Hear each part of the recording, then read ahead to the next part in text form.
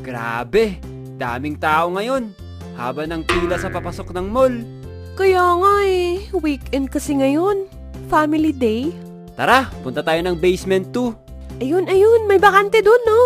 Ay, sa wakas, meron tayong nahanap. Ops! Hindi nyo ba nakikita? Naka-reserve kami dito sa parking. Ha? Anong reserve? Wala pong ganong patakaran dito sa mall, te. Saan ba yung kotse nyo? Paparating pa lang, bakit? Madam, bawal po magpa-reserve ng parking dito. First come, first serve po dito. 10 beses na kaming paikot-ikot sa labas Kaya nireserve ko na lang tong parking dito sa loob. Parating na yung kotse namin Ganun din naman kami Ang haba nga ng pila namin sa labas, makapasok lang. Pumila naman kayo ng patas. Basta, nireserve ko na tong parking space na to at wala na kayong magagawa. Ah, ganon.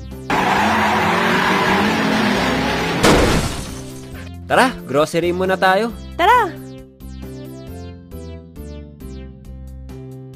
Grabe, kahit dito ang haba ng pila.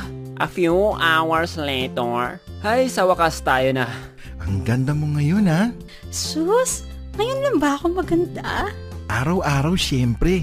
Iba lang yung aura mo ngayon. Mas maganda ka ngayon. Sus, baka ma-inlove ka na sa akin yan, ha? Hello, kami Malapit na po. lang nga Konti na lang talaga. Ikaw din, pogi mo ngayon. Sir, madam, Asus, papunch baka na po ikaw yung ma-inlove sa akin, ha? Ayaw nyo akong pansinin, ha? Si Dari!